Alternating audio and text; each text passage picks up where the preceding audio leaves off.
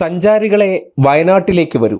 അവിടെ കൺകുളിർക്കുന്ന കാഴ്ചകൾ നിങ്ങളെ കാത്തിരിക്കുകയാണ്, നിങ്ങളെ മാടി മാടി വിളിക്കുകയാണ്. രാവിലെ PA മുഹമ്മദ് റിയാസിൻ്റെ വയനാട് നിന്നുള്ള ഫേസ്ബുക്ക് ലൈവ് വന്നിട്ടുണ്ട്. ചൂരൽമല ദുരന്തത്തിൻ്റെ പശ്ചാത്തലത്തിൽ വയനാട് ദുരന്തം എന്ന രീതിയിൽ കേരളത്തിൻ്റെ പ്രധാനപ്പെട്ട ടൂറിസം ഡെസ്റ്റിനേഷൻ പോയിന്റിനെ സംബന്ധിച്ച് പുറത്തേക്ക് നെഗറ്റീവ് വാർത്തകൾ സൃഷ്ടിക്കുന്നത് ആ മേഖലയെ തകർക്കാൻ ഇടയാക്കുന്നുണ്ട്, അവിടുത്തെ ജീവിതങ്ങളെ വലയ്ക്കുന്നുണ്ട്.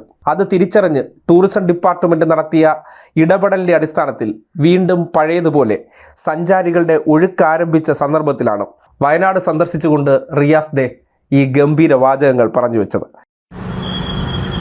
വയനാട് ടൂറിസത്തിന് അനന്ത സാധ്യതയുള്ള ജില്ലയാണ്. വയനാട്ടിലേക്ക് കയറുകയാണ്. ഇന്ന് വയനാട് ജില്ലയിലാണ് നിരവധി പരിപാടികൾ. മാനന്തവാടി, ബത്തേരിയിലൊരു ടൂറിസം ഗസ്റ്റ് ഹൗസ് ഇന്ന് ജനങ്ങൾക്ക് ഉപയോഗിക്കാൻ വേണ്ടി സാധിക്കുന്ന നിലയിലേക്ക് മാറുകയാണ്. റോഡുകളുടെ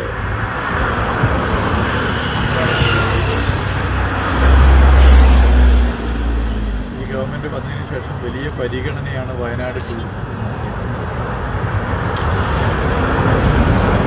ഭാഗമായി വയനാടിൻ്റെ ചില പ്രത്യേക സാധ്യതകളെ ഉപയോഗപ്പെടുത്താനുള്ള ചില പദ്ധതികൾ ആവിഷ്കരിച്ചു. നമുക്കറിയാം, നമ്മുടെ സംസ്ഥാനത്തിൻ്റെ തലസ്ഥാനം ഉയർത്തുന്നതിനേക്കാൾ വയനാട്ടിലാണ് കർണാടകയുടെ തലസ്ഥാനമായ ബാംഗ്ലൂരാണെങ്കിൽ രാജ്യത്ത് പ്രധാനപ്പെട്ട IT ബാംഗ്ലൂരിലാകെയുള്ള ഇന്ത്യയിലെ വിവിധ ഭാഗത്ത് ജനിച്ച് അവിടെ പഠിച്ച് ബാംഗ്ലൂരിൽ ജോലി ചെയ്യുന്ന IT മേഖലയിലുള്ളവർ വയനാട്ടിലേക്ക് കൊണ്ടുവരാനുള്ള പ്രത്യേക പദ്ധതി. ബാംഗ്ലൂരിലെ സിനിമാ തിയേറ്ററുകളിൽ സ്ലൈഡുകൾ വയനാട് ടൂറിസത്തെക്കുറിച്ച് വ്യാപകമായി. ബാംഗ്ലൂരിലെ ദിനപത്രങ്ങളിൽ വയനാട് ടൂറിസത്തെക്കുറിച്ച് വലിയ നിലയിലേക്കുള്ള പരസ്യങ്ങൾ. ബാംഗ്ലൂരിലെ FM റേഡിയോകളിൽ വയനാട് ടൂറിസത്തെക്കുറിച്ചുള്ള അങ്ങനെ ബാംഗ്ലൂരാകെ വയനാട്ടിലേക്ക് വരുന്ന ഒരു സ്ഥിതി പൊതുവെ കാണാൻ സാധിച്ചു. സഞ്ചാരികളുടെ എണ്ണം വയനാട് ജില്ല രൂപം കൊണ്ടതിന് ശേഷം സർവ്വകാല റെക്കോർഡിലെത്തി. വിദേശ സഞ്ചാരികളും വയനാട്ടിലേക്ക് വലിയ നിലയിൽ കോവിഡിന് ശേഷം വന്നു തുടങ്ങുന്ന സ്ഥിതിയുണ്ടായി. നമ്മളെയൊക്കെ വല്ലാതെ വേദനിപ്പിച്ച ചൂരൽമല ദുരന്തം പിന്നീട് പുറത്തേക്ക് നടന്ന പ്രചരണം വയനാട് ദുരന്തം.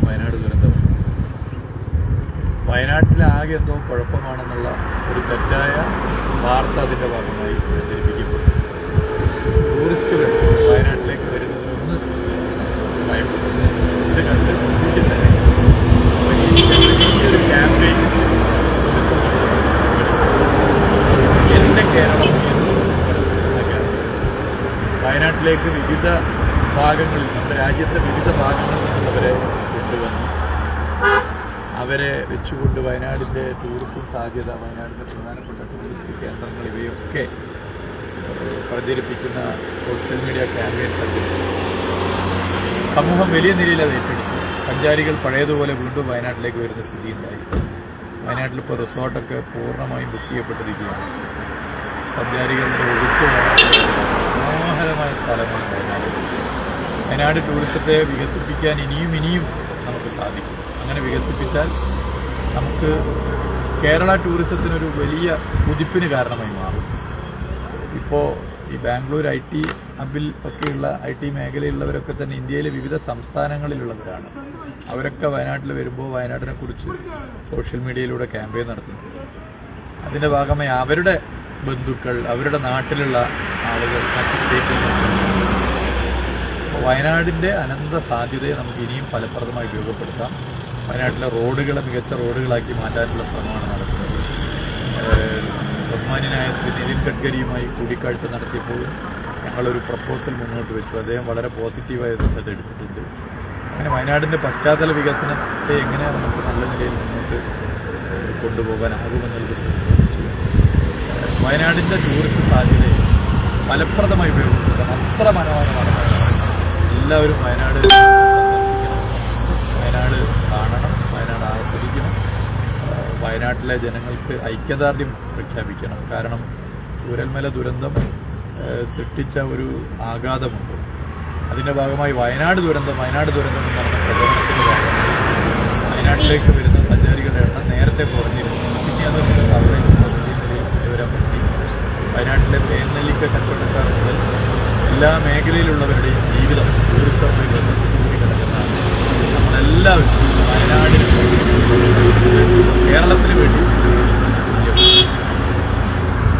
ഉഷാറാണ് വയനാട് പുതിയ ഗസ്റ്റ് ഹൗസിന്റെ ഉദ്ഘാടനത്തിനെത്തിയ സന്ദർഭത്തിലാണ് റോഡ് വക്കിൽ നിന്നുള്ള ആ ലൈവ് വീഡിയോ ചെയ്തത്. സ്വാഭാവികമായും ടൂറിസം മന്ത്രി എന്നുള്ള നിലയ്ക്ക് ആ ഇനിഷ്യേറ്റീവിനെ അഭിനന്ദിക്കേണ്ടിയിരിക്കുന്നു. കാര്യം അതിൻ്റെ പ്രധാന പ്രൊമോട്ടർ ആകാനുള്ള ഉത്തരവാദിത്വവും തനിക്ക് തന്നെയാണെന്ന് മനസ്സിലാക്കിക്കൊണ്ടാണ് കോടമഞ്ഞ് പുറകെ കാണുന്ന സ്ഥലത്ത് നിന്നുകൊണ്ട് ഈ ഒരു ലൈവ് ചെയ്തിരിക്കുന്നത്. അത് കൃത്യമായി കേൾക്കേണ്ടതാണ്, ആ നിർദ്ദേശം ഏറ്റെടുക്കേണ്ടതാണ്. വയനാടും നമ്മുടെ നാടാണ്. ആ നാട്ടിലെ ജനങ്ങളുടെ ജീവിതം തിരിച്ചു കൊണ്ടുവരേണ്ടത് നമ്മുടെ കൂടി ഉത്തരവാദിത്തമാണ്.